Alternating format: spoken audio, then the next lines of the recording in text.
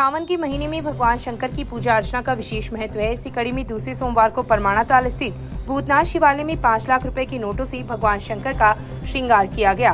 शिवालय की गई सजावट को देखने के लिए देर रात तक दर्शनार्थियों का आवागमन जारी रहा। शास्त्री नगर नवयुवक मंडल के सदस्यों ने 5 दिनों की कड़ी मेहनत के बाद बाबा भोले का नोटों से श्रृंगार किया। मंडल से जुड़े कार्यकर्ता गुरुवार से ही इस व्यवस्था में जुट गए थे। सजावट में 20, 50, 100, 200 एवं 500 के नोटों का प्रयोग किया गया। भूतनाथ शिवालय में नोटों से किए गए बाबा के श्रृंगार की चर्चा रही तथा दूर दूर से लोग श्रृंगार को देखने के लिए पहुंचे। मंडल के अभिषेक जांगीर ने बताया कि श्रृंगार में 20 के नोटों की 16, 50 की 14, 100 की 17, 200 की 6 एवं 500 नोटों की 2 गड्डियां प्रयोग में ली गई थी। शाम को सामूहिक आरती के पश्चात रात्रि जागरण का आयोजन भी किया गया, जिसमें गायक कलाकार गोविंद महर्षि, भरत पीपलवा, संतोष महर्षि, संतोष चोटिया, संजय पारिक सहित कई कलाकारों ने अपने अपने भजनों की प्रस्तुतियां दी। फर्म से उधार लिए गए सामान की राशि गारंटर द्वारा चुकाने के बाद गारंटर को उक्त राशि का भुगतान उधार सामान लेने वाले व्यक्ति द्वारा नहीं करने पर मंगलवार को अतिरिक्त मुख्य न्यायिक मजिस्ट्रेट न्यायालय ने 1 वर्ष के कारावास व 8,52,000 रुपए के जुर्माने से दंडित किया है। मामले के अनुसार तहसील के गांव लाचरसर निवासी 62 वर्षीय भूराराम पुत्र प्रभुराम बिसु ने विनायक मोटर से 6,27,000 रुपए के टायर लिए थे, जिसकी राशि चुकाने के लिए गारंटर तहसील के गांव सीसर निवासी रेवत राम पुत्र हुक्माराम जाट बना था। उधार लिए गए सामान की राशि रेवत राम द्वारा संबंधित फर्म को चुकता कर दी गई तथा उक्त राशि के एवज में भूराराम ने रेवत राम को 2 चेक 6,27,000 रुपए के दिए थे, लेकिन उक्त चेक को भुगतान के लिए जमा कराने पर वे अनादरित हो गए, जिसके कारण परिवादी रेवत राम ने वर्ष 2019 में आरोपी भूराराम के विरुद्ध चेक डिसऑनर का मुकदमा एसडीएम न्यायालय में पेश किया था। प्रकरण में परिवादी की ओर से प्रस्तुत गवाहों व दस्तावेजों के आधार पर एसडीएम अरुण कुमार जांगीर द्वारा आरोपी भूराराम को 8,52,000 रुपए के जुर्माने तथा 1 वर्ष की कारावास की सजा से दंडित करने के आदेश मंगलवार को पारित किए हैं। परिवादी की ओर से पैरवी अधिवक्ता देवेंद्र कुमार चोटिया व मनीष कुमार शर्मा ने की। मामले के तथ्य इस प्रकार से हैं कि रेवत राम परिवादी ने इस प्रकरण के मुलजिम भूराराम के द्वारा उधार लिए गए टायरों की कीमत का भुगतान किया गया था।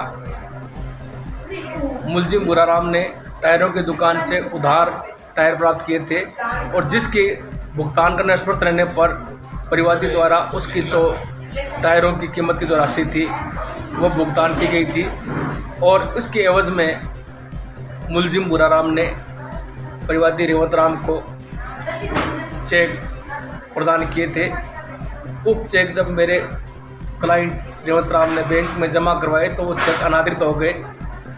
बावजूद सूचना देने पर भी भूराराम ने उक्त चेक राशि भुगतान नहीं किया, जिस पर वर्ष 2019 में आरोपी के विरुद्ध चेक प्राक्रम अधिनियम के तहत मामला प्रस्तुत किया गया और उस प्रकरण में आज अभियुक्त को माननीय न्यायालय के द्वारा बाद सुनवाई दोषी माना है और दोषी मानकर एसडीएम अरुण कुमार जांगीर द्वारा 1 वर्ष के कठोर कारावास से 8,57,000 के जुर्माने से दंडित किया गया है।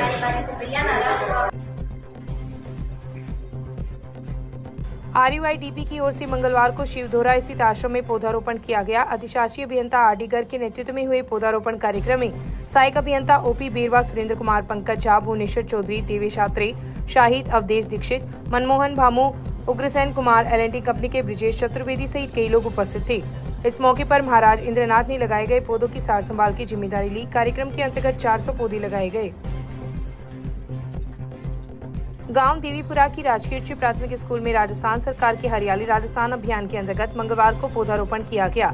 स्काउट मास्टर राकेश कुमार के नेतृत्व में विद्यार्थियों व शिक्षकों के द्वारा पौधारोपण किया गया। कार्यवाहक प्रधानाध्यापक राजेश कुमार ने बताया कि पौधारोपण के साथ ही शिक्षकों व विद्यार्थियों को नियमित पानी देने तथा सार संभाल की जिम्मेदारी सौंपी गई है। स्काउट मास्टर राकेश कुमार ने विद्यार्थियों को वृक्षों के जीवन में महत्व बताते हुए अधिक से अधिक पौधे लगाकर देखभाल करने के लिए प्रेरित किया। इस अवसर पर शिक्षक गिरवर सिंह, रविका शर्मा, सविता, मीना, रेखा शर्मा, कविता सहित कई विद्यार्थी उपस्थित थे। संचयलाल वैद माध्यमिक आदर्श विद्या मंदिर में मंगलवार को पौधारोपण किया गया। भामाचार्य शुभकरण वैद के सानिध्य में पौधारोपण का आयोजन हुआ। इस दौरान वैद ने क्षेत्र को हरा भरा बनाने का आह्वान करते हुए कहा कि लगाए गए पौधों की सार संभाल करना हम सबकी जिम्मेदारी है। वैद के सौजन्य से स्कूल में लाखों रुपए की लागत से करवाए जा रहे कार्य का भी उन्होंने निरीक्षण कर प्रगति की जानकारी ली। प्रधानाचार्य शरद कुमार ने आगंतुकों का आभार प्रकट किया। इस अवसर पर कार्यक्रम संयोजक नंदकिशोर तामराइत, वासुदेव चाकलान, दीपक शर्मा, अंजनी छोटिया, देवकीनंदन सोनी सहित स्कूल परिवार के कई सदस्य उपस्थित थे। तहसील के गांव गुसाईसर में मानसिक तनाव से ग्रस्त 25 वर्षीय युवक ने मंगलवार को अपने घर के कमरे में पंखे की हुक पर फांसी लगाकर आत्महत्या कर ली। मृतक के बड़े भाई मुन्नाराम ने रिपोर्ट दी कि 25 वर्षीय पवन पुत्र मेघाराम निवासी गुसाईसर शराब पीने का आदी था, जिसके चलते वह पिछले 4-5 दिनों से मानसिक तनाव में चल रहा था।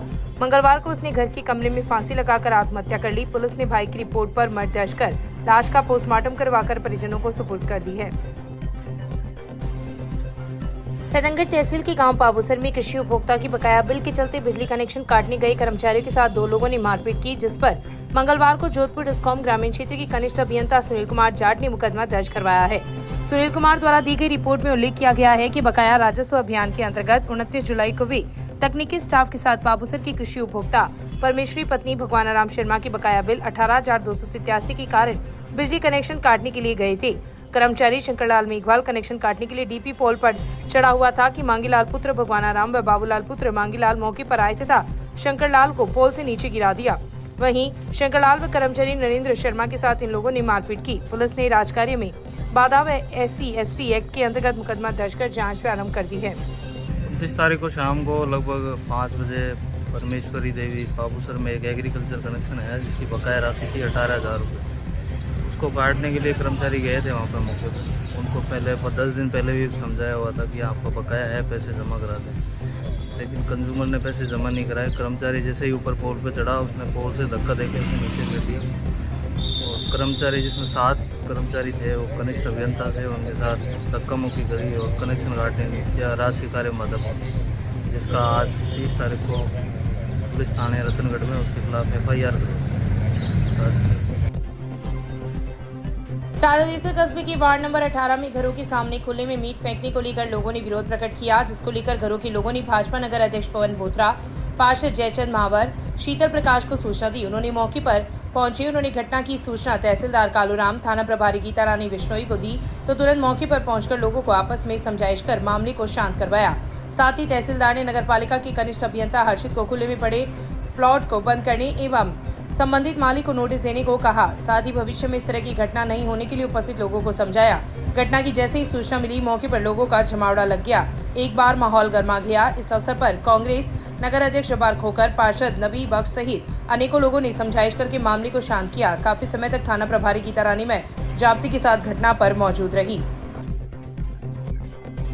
भागलपुर में नए कोर्ट के पीछे स्थित झुग्गी झोंपड़ी के लोगों का 23वें दिन भी धरना जारी रहा। उपखंड अधिकारी इतने दिनों बाद निरीक्षण करने तक नहीं पहुंची, तो धरने की 23वें दिन महिलाएं एडवोकेट गायत्री पुनिया के नेतृत्व में ढोल बजाते हुए उपखंड कार्यालय पहुंची।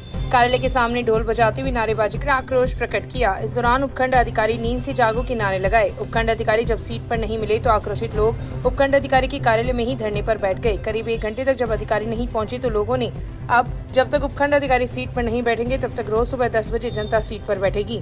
इस दौरान लोग उपखंड अधिकारी को मनीषा हत्याकांड मामले में त्वरित गति से जांच करने, दोषियों को जल्द गिरफ्तार करने, इंसाफ की मांग कर रहे लोगों पर मुकदमे वापस लेने सहित अन्य मांगों के संबंध में उपखंड अधिकारी को ज्ञापन सौंपे गए, मगर अधिकारी सीट पर ही नहीं मिले। इसलिए पहले भी कई बार ज्ञापन देने आए। वहीं गांव से भी लोग चलाकर आते हैं, मगर अधिकारी नहीं होने से लोगों को परेशानी का सामना करना पड़ रहा है।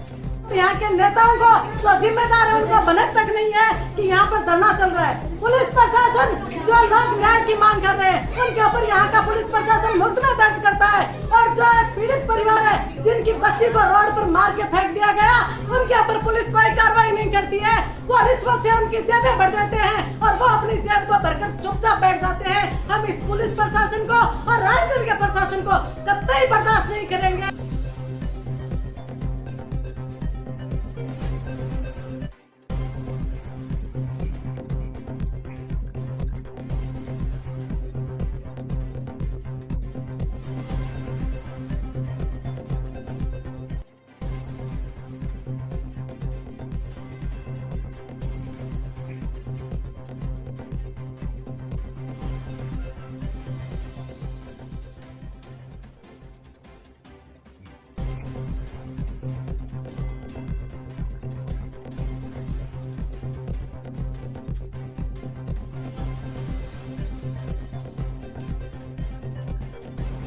चूरू के केंद्रीय विद्यालय के पास अज्ञात व्यक्ति का शव मिला। घटना की सूचना मिलने पर कोतवाली थाना के ASI सुरेश कुमार मौके पर पहुंचे। जिन्होंने आसपास के लोगों से मृतक के बारे में जानकारी ली, लेकिन उसकी कोई शिनाख्त नहीं हो सकी है। कोतवाली थाना के एएसआई सुरेश कुमार ने बताया कि सूचना मिली कि केंद्रीय स्कूल के पास एक 40 वर्षीय व्यक्ति पड़ा हुआ है, जिस पर तुरंत 108 एम्बुलेंस की सूचना दी गई। 108 एम्बुलेंस मौके पर पहुंचकर मृतक के शव को राजकीय भर्ती अस्पताल की मोर्चरी में रखवाया। पुलिस शव की शिनाख्ती के प्रयास कर रही है।